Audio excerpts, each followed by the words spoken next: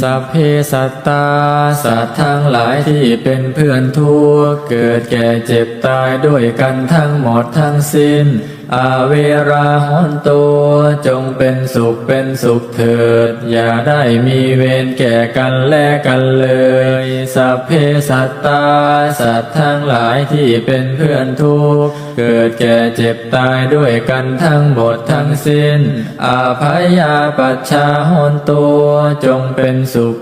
ขเถิดอย่าได้เบียดเบียนซึ่งกันและกันเลยสัพเพสัตตา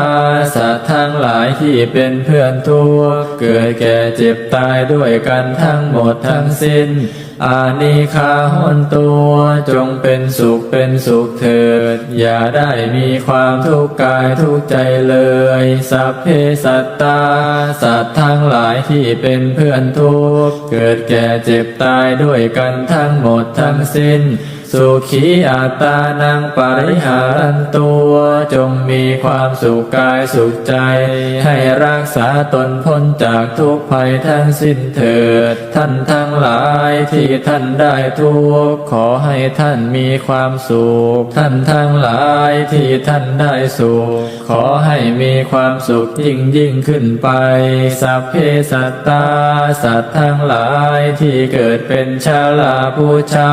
ที่เกิดเป็นนันทชาติที่เกิดเป็นสังเสทชาติที่เกิดเป็นโนปาติกาจงมารับเอากุศลผลบุญให้ทั่วทุกตัวสัตว์เถิด